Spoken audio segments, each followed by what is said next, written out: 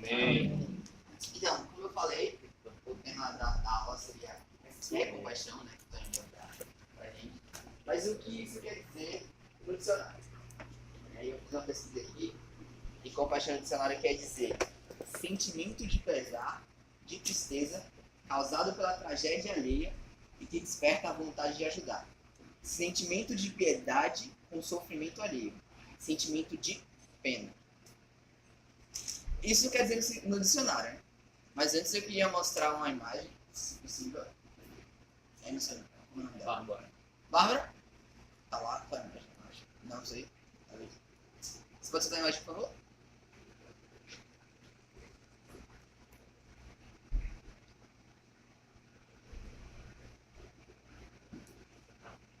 Dá pra todo mundo ver aqui na frente? Bom, nós temos aí 3 imagens. E eu gostaria de fazer uma pergunta e você, quem quiser responder de maneira bem breve, assim. Qual dessas imagens vocês olham e de imediato despertam em vocês um sentimento de compaixão?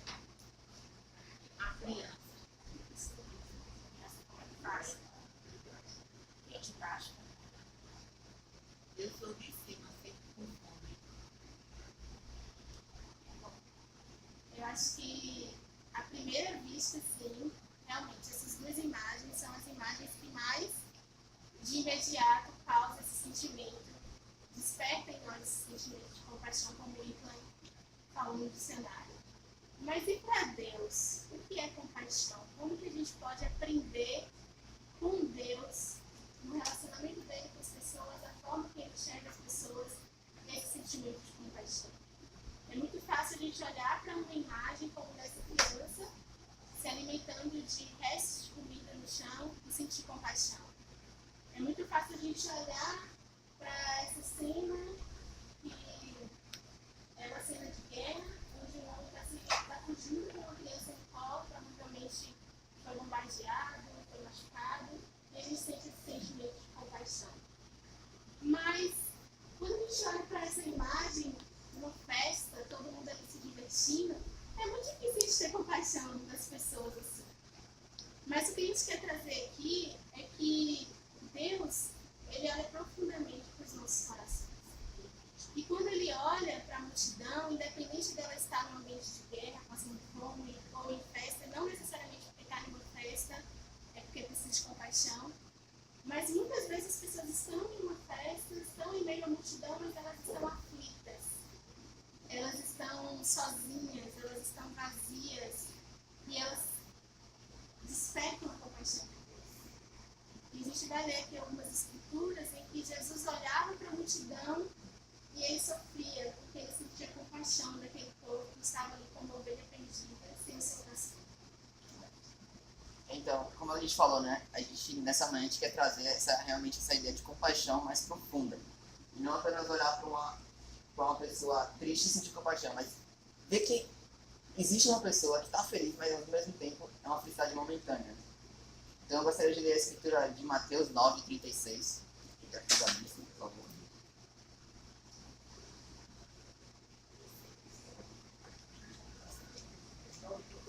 Mateus 9:36. Amém, misericórdia?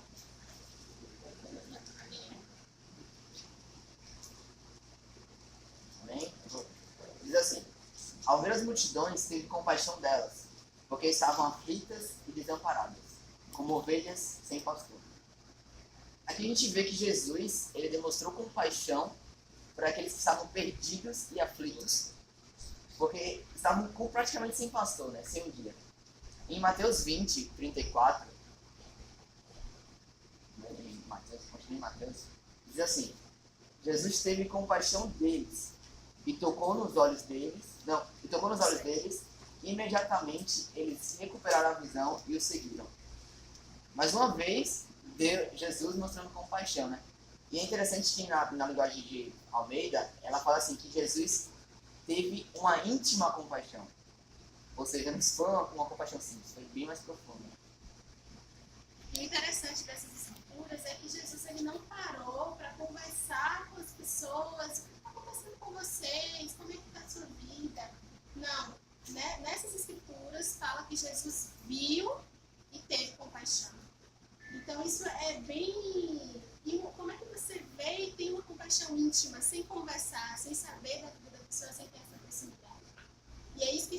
aprender com Jesus. Eu vou pedir para vocês abrirem em João 11.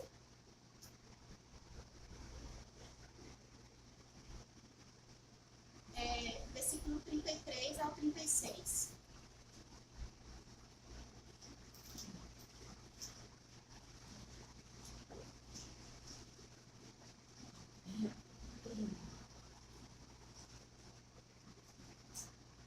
Posso ler? Ao ver chorando Maria e os judeus que a acompanhavam, Jesus agitou-se no espírito e perturbou-se. Onde o colocaram? Perguntou ele. Vem ver, Senhor, responderam eles. Jesus chorou. Então os judeus disseram, vejam como ele o amava. Essa escritura, para mim, é muito preciosa, porque fala sobre o momento em que Jesus encontra com Maria, encontra com Marta, e ele identifica no coração delas o sofrimento pela perda de Lázaro.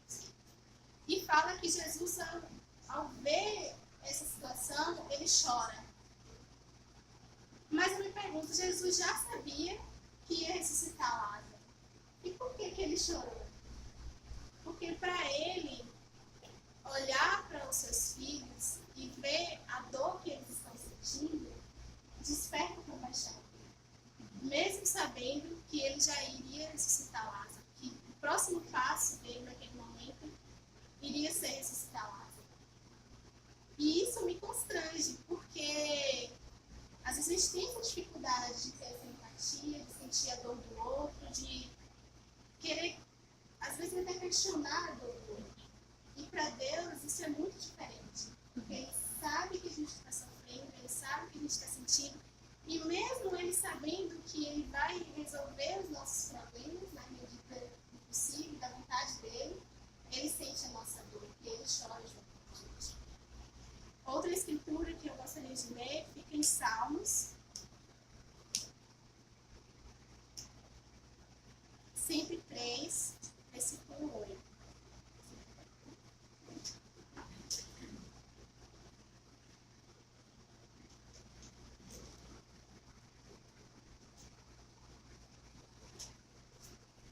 Posso ler?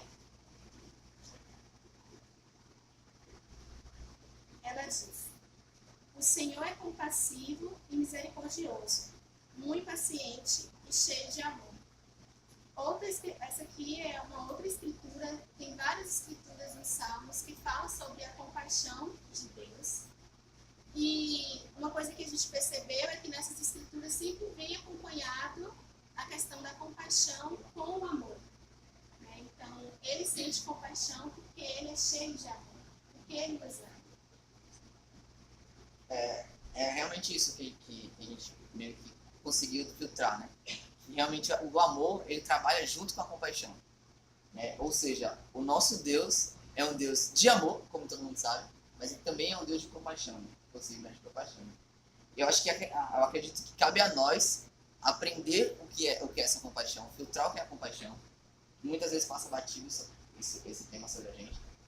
E estender, né? Além de compreender, estender essa compaixão para os outros, né? E a gente queria trazer uma história, que é uma história que eu acho que mostra muito essa compaixão de Deus, que é a história de Oséias. A gente queria ler Oséias 1, 2. O Tony, ele trouxe essa aula pra gente para falar sobre evangelismo. Porque ele ressaltou uma preocupação que a gente precisa ter de qual é o centro da nossa motivação quando a gente pensa em evangelizar pessoas. Ele falou que a questão da compaixão, ela precisa estar no centro da nossa motivação, que era o que Jesus fazia. Ele sentia compaixão das pessoas e por isso que ele ia até as pessoas, por isso que ele queria salvar as pessoas. Ele disse que muitas vezes a gente acaba sofrendo porque a gente se dedica às pessoas, a gente ama a vida das pessoas, a gente estuda a Bíblia, a gente olha, a gente vê muitas vezes como Jesus vive, a gente vê que as pessoas estão longe de Deus e a gente deseja a salvação das pessoas, a gente deseja que elas tenham um relacionamento com Deus, mas de repente as pessoas podem não corresponder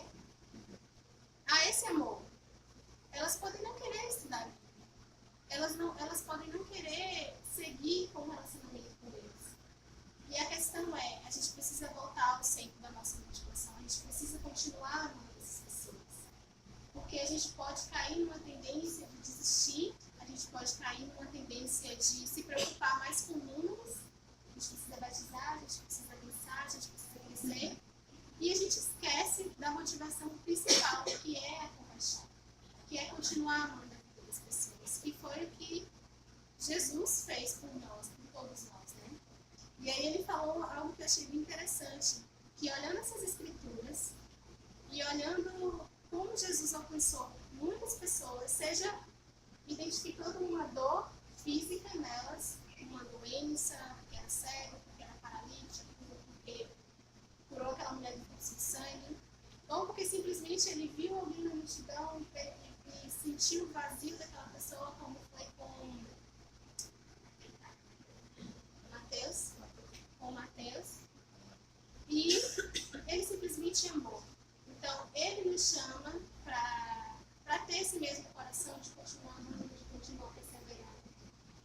E estender essa misericórdia e esse amor de Deus para com as pessoas. Por isso que ele trouxe esse exemplo de Oséias para a gente. E é interessante porque ele disse uma frase que foi muito marcante. Acho que quem estava lá lembra, que ele falou assim: se você não entendeu que o nosso Deus é um Deus de compaixão, não adianta você querer seguir para outra parte, que é essa parte que a gente vai entrar de Oséias. Porque a gente tem que entender que o nosso Deus é um Deus de compaixão, como a gente falou. Ele não se preocupava com números, ele se preocupava com o sentimento daquela pessoa. Ele sentia a dor daquela pessoa. E a gente não tem que ter essa mentalidade de números, a gente tem que entender essa parte de que Deus é um Deus de compaixão. Então, como eu falei, eu queria ler Oséias 1, versículo 2, que diz assim, na linguagem de Deus ele fala assim: quando o Senhor... Amém? Posso ler? Diz assim: quando o Senhor Deus falou pela primeira vez por meio de Oséias ao povo de Israel, ele disse a Oséias: vá e case-se com uma prostituta, de um tempo padrão. Os filhos que nascerem serão filhos de uma prostituta. Versículo 3. Então Oséias foi e casou-se com Gomer. Eu queria abrir só um parênteses para explicar um pouco como era visto a prostituta naquela época. A prostituta era vista como uma pessoa à margem da sociedade. Ela não participava de nada referente à sociedade. Ela é basicamente um nicho e que não deveria ser dado valor, não deveria ser dado um sentimento, nem perguntar nada. Ou seja, ela é simplesmente um poste. Vamos dizer assim. Ela não servia para nada, ela não tinha moral, ela não tinha dignidade, ela não tinha lei que a defendesse. Enfim, ela era vista como uma mulher realmente à margem da sociedade. E foi esse tipo de pessoa que Deus pediu para Oséias ir e casar. Então, e provavelmente essa mulher não era uma pessoa em que os homens da época queriam casar. Acho que ela era a última pessoa, ou talvez ela não era pessoa nenhuma que eles pensassem em casar. Justamente porque, como ela falou, era uma mulher que estava à margem da sociedade. Era uma mulher que era considerada impura. Então, qual pessoa sentiria esse desejo de casar com essa mulher? E foi justamente esse ato de misericórdia de Deus revelando ali como ele enxergava o povo, como ele enxergava o seu povo. Ele fala com Oséias: olha, vá e case-se com essa mulher. Ele queria expressar ali como era o amor dele pelo povo, que naquela época era um povo corrompido, era um povo que traía o seu Deus em busca de deuses, né? Se juntavam a pessoas pagãs da época para atrair o seu Deus, para servir a outros deuses. Era uma sociedade que também era adúltera. E por isso Deus falou: vai e case-se com uma prostituta. E com esse casamento, né, Gomer, ela teve a oportunidade de criar uma nova vida. Né? Ela teve praticamente ela ganhou na Mega Sena, porque como ela ia casar com uma pessoa, ela ia ter direitos, ela poderia construir uma família, ela poderia ter um novo começo. E aí a gente vê já um pouco do amor de Deus, né? Em dar um novo começo para ela. Porque como a gente falou, as pessoas estavam traindo a Deus, estavam sendo adulteradas, né? Adulteradas? Não. Enfim, essa palavra aí. Eles estavam traindo Deus, né? E Deus manda que Oséias ele case não com apenas uma prostituta, mas ele fala de uma prostituta de um tempo padrão.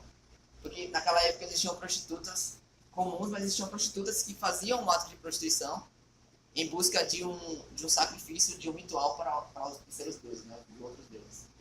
Né? E a história poderia já ter um fim bom aí, né? Assim, Deus mostrou o amor por Gomer, mas nem tudo são flores, né? E nos capítulos seguintes, 2 capítulos depois, a Bíblia fala que quando os filhos de Gomer cresceram e foram desmamados, né? Ninguém sabe a idade. O que aconteceu foi... Por volta de 3, 4 anos, né? E aí o que aconteceu foi o seguinte. Uma bela manhã, Oséias talvez acordou, foi procurar sua amada, né? Sua mulher. E quando ele olhou para um lado, olhou para o outro, Gomer tinha ido embora. Eu fico imaginando o que Oséias deve ter pensado. Eu acho que imediatamente ele não pensou, Gomer foi embora, né? Mas eu acho que ele foi cumprimentá-la, né? Falou, não, acho que ela foi ali na venda, né? Foi no mercadinho, sei lá. Mas na verdade passou horas e horas e horas, talvez dias, não sei. A Bíblia não fala. Mas ele viu, começou a sentir que Gomer tinha o deixado, né? Tinha abandonado. E isso é muito... Pra mim, eu acho que é muito difícil, porque eu fico me pensando na posição de Oséias, né? Caraca, velho, eu dei uma vida nova pra ela. Eu tirei ela de um lugar horrível e eu dei uma oportunidade pra ela, fiz ela ganhar na Mega Sena, né? Entre aspas. Eu trouxe uma vida pra ela com filho, com família, com leis que poderiam defendê-la, com coisas que poderiam ajudá-la, e ela simplesmente me abandonou. Né? Isso é muito doloroso. Né? E eu sinceramente criaria raiva dela. Eu não vou mentir. Mas eu queria ler uma coisa que Deus falou para ele, né? Que é uma coisa bem tensa em relação a isso.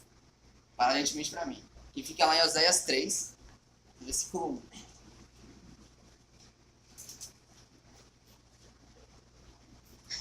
Diz assim: O Senhor me disse, vá, trate novamente com amor sua mulher, apesar dela ser amada por outros e ser adúltera.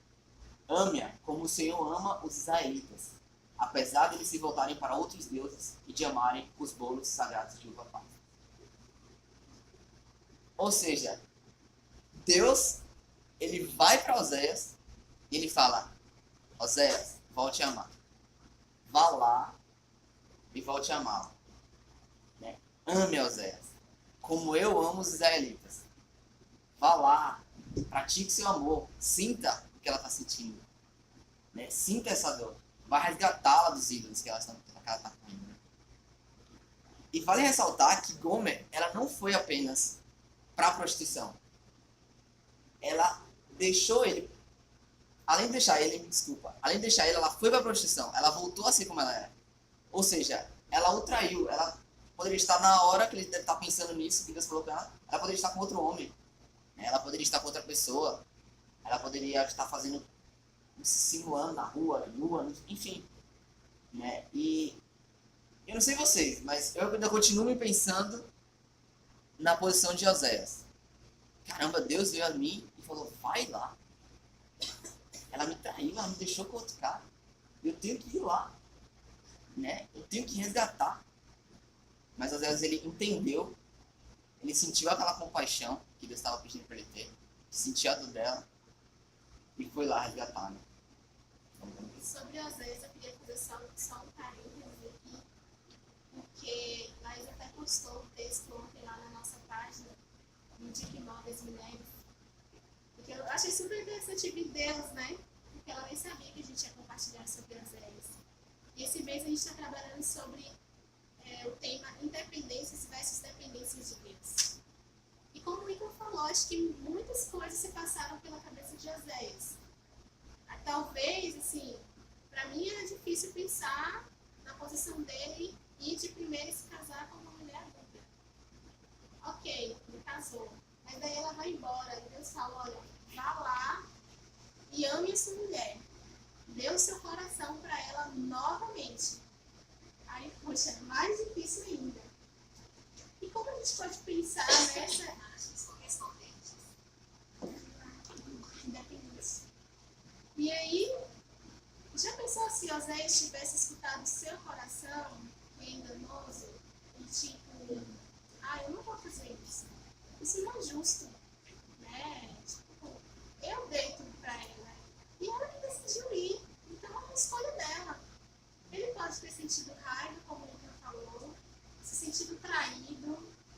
sentido humilhado. Tantas outras coisas ele poderia ter sentido e dado voz a isso, mas ele decidiu obedecer a Deus. Ele decidiu ouvir a voz de Deus, ouvir vá novamente, vá novamente, vá novamente e vá quantas vezes for preciso. Amar a sua mulher e dar o seu coração novamente para ela. E eu fiquei pensando o quanto Deus faz isso com a gente, né? Porque na realidade tudo isso é para mostrar a visão de Deus em relação a gente. Né? Quando a gente estava lá no mundo, a gente não queria saber de Deus, a gente vivia a nossa vida e Deus mandou Oséias para buscar a gente. Né? E muitas vezes, querendo ou não, e foi até algo que o Laís postou, a gente acaba agindo como bom, né? A gente, mesmo já sendo resgatado a primeira vez por Deus, a gente se desvia em um momento ou outro. A gente rejeita tudo aquilo que Deus está dando para a gente, todo o amor, toda a proteção, todo o perdão, e a gente se volta para outras coisas, né? Assim, para o nosso egoísmo, para o nosso orgulho, que é muito forte. E nesse momento, eu penso assim, Gomer, ela queria ir atrás de uma liberdade. A gente não sabe, não tem muito que a gente descobrir sobre o que passava na cabeça dela naquele momento. Mas ela queria uma liberdade, ela não queria aquilo para ela. Ela achava que outras coisas eram melhor, né? Talvez a gente ache que, não, a nossa vida profissional era melhor, então eu vou focar nisso. Ou relacionamentos é melhor, ou sei lá o quê. Vou viver a minha vida. Talvez ela tenha pensado nisso. E foi, né? E consequências vieram. Então, é muito triste a gente imaginar a situação tanto de um quanto de outro. Mas pensando por essa questão que o Victor falou de Oséias, é importante a gente focar que mesmo parecendo que não é certo, não é justo, a gente precisa obedecer a Deus. A gente precisa ir e amar aquela pessoa, mesmo que aquela pessoa esteja ali naquele momento rejeitando a Deus, mesmo que ela não queira a Deus, a gente precisa ir e a gente precisa amar essa pessoa quantas vezes for necessário. É como a gente falou, né?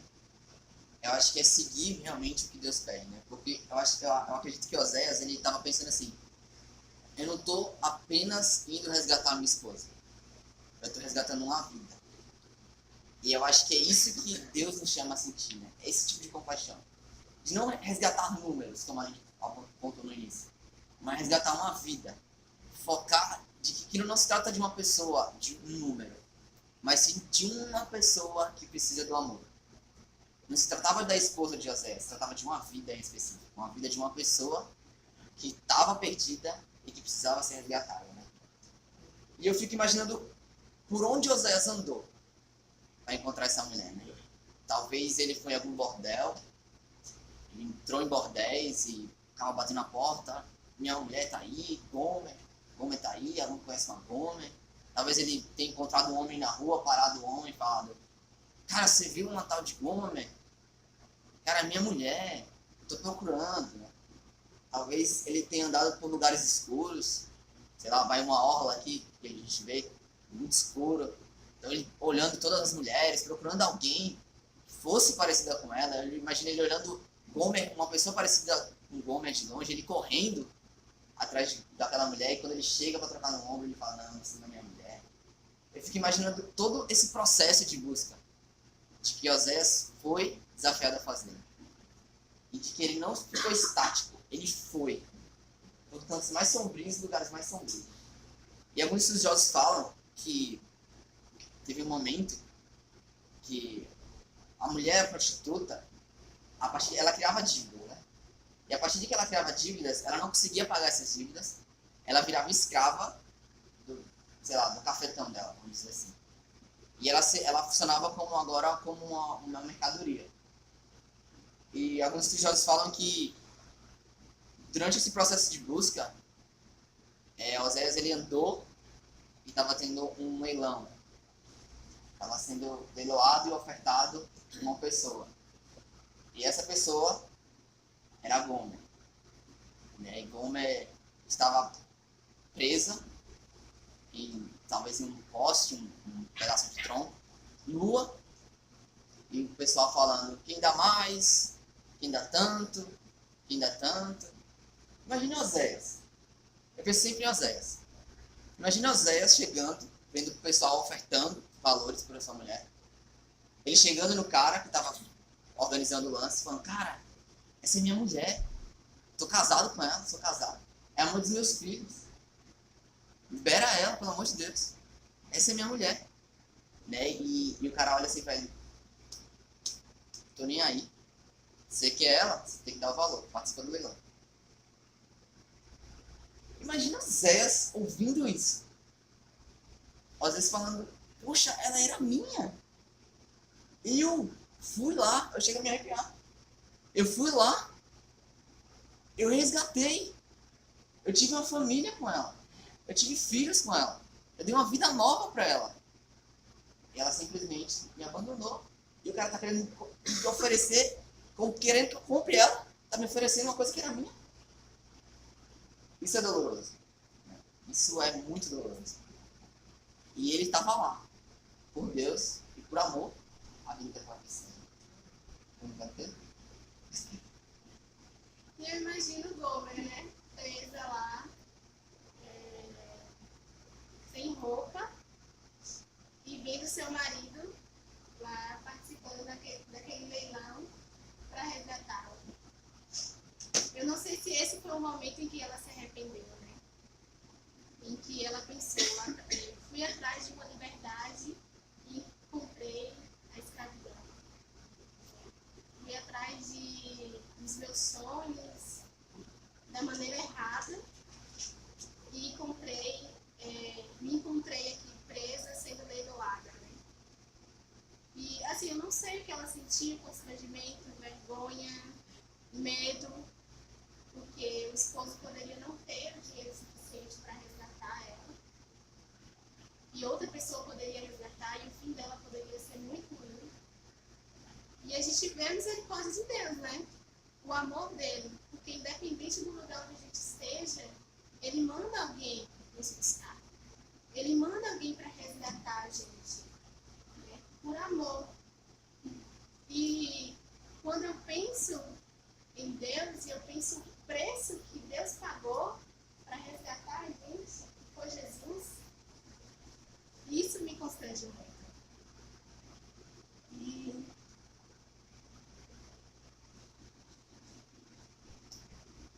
a gente muitas vezes sente vergonha mesmo, né? A gente se sente triste,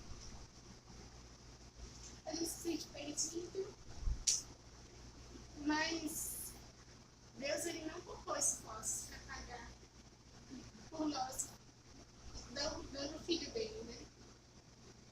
Foi um preço muito alto, foi um preço que custou a vida do seu único filho, e ele falou não, para ter o que é meu de volta, eu pago, eu dou meu filho. E ele deu Jesus por nós.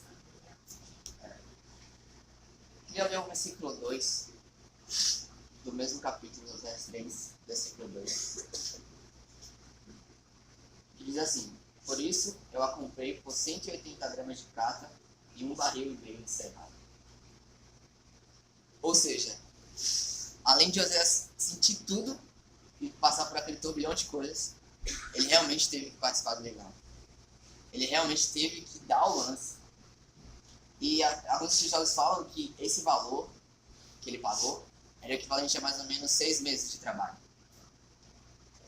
E é como a gente falou, né? Esse pagamento que ele fez é como um pagamento de Deus em dar seu único filho por nós. Né? Porque aqui a Bíblia fala sobre Oséias, mas ela também fala sobre a gente, nesse sentido. Porque, com todo respeito, nós somos Gomer. Você é Gomer, você é Gomer. Você é essa prostituta que estava lá, no lugar mais obscuro que existe. E Deus mandou seu filho único para te resgatar.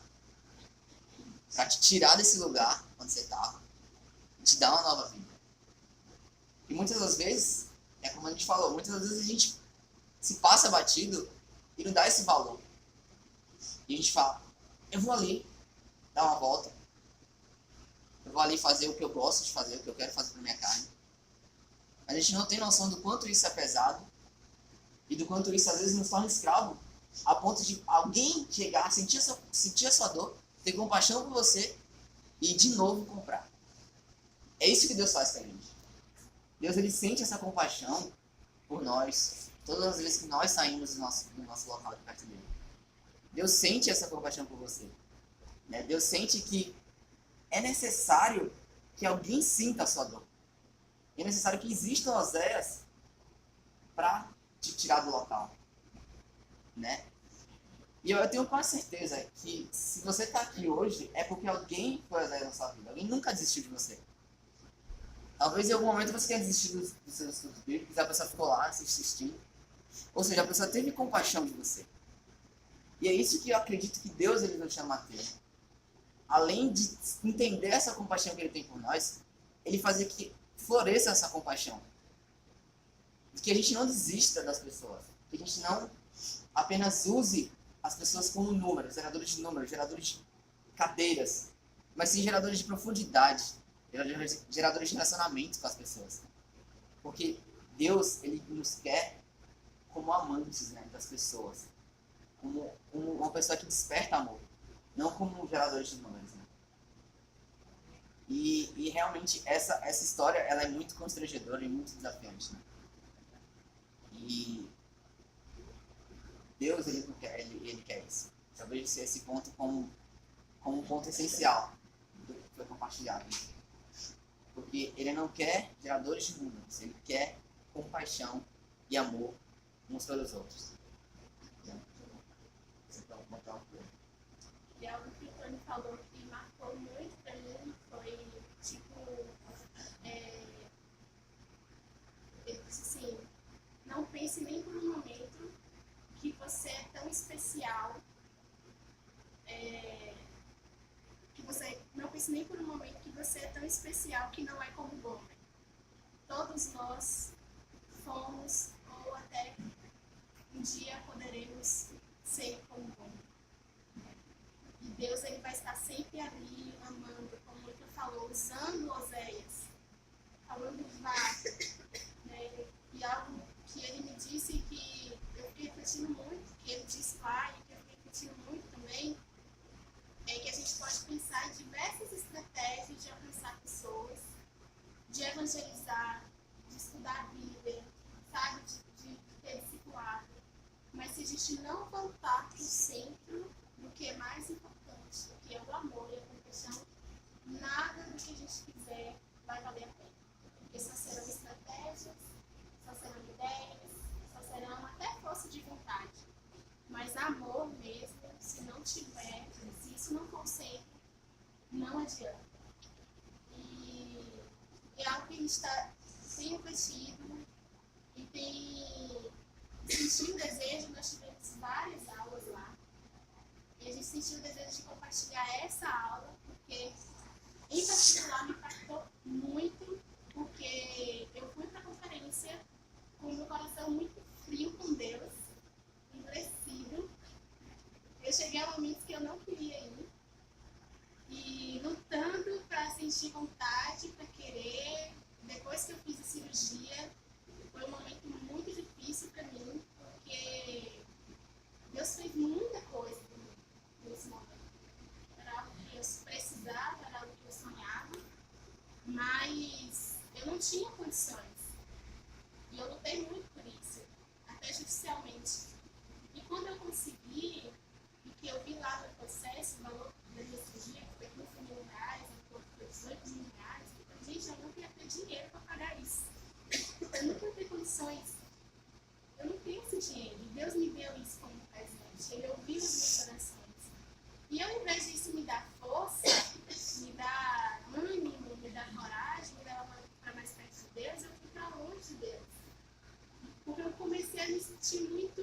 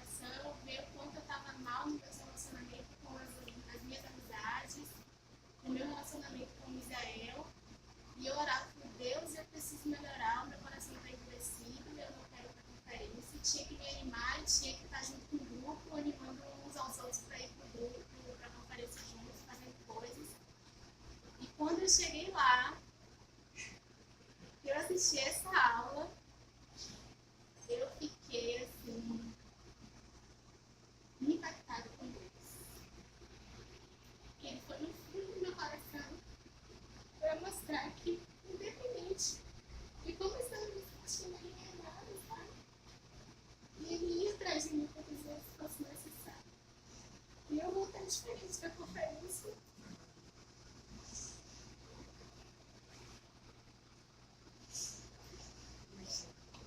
Graças a Deus pela oportunidade que ele está dando de fazer a diferença. E hoje eu estou diferente. Mas por enxergar essa compaixão, esse amor de Deus e os anseios que Deus colocou na minha vida, que tantas pessoas Deus colocou para me amar e para me levar para perto dele. E por isso que eu senti vontade de compartilhar isso com vocês, porque às vezes a gente se sente tão longe de Deus, né? Porque a gente olha para o nosso caráter e a gente se vê tão mal. E tantas coisas a gente tem de ruim no nosso coração. E a gente fala, a gente não merece Deus e a gente acaba se afastando de Deus. E a gente, na verdade, precisa voltar ao centro, buscar o amor de Deus, porque Ele está esperando por isso. Ele está bem de braços abertos. E era isso que eu queria compartilhar. Só para finalizar, eu já leu o versículo 3, depois que Oséias compra Gomer, ele diz assim: e eu lhe disse, você viverá comigo por muitos dias, não será mais prostituta nem pertencerá a nenhum outro homem, e eu viverei com você. Ou seja, depois de tudo que Oséias passou, ele ainda foi fiel, né? Ele demonstrou ser fiel, como a gente está compartilhando, se emocionando. Que Deus, ele é fiel com a gente, né? Então era isso que a gente queria compartilhar com vocês. Espero que tenha ajudado.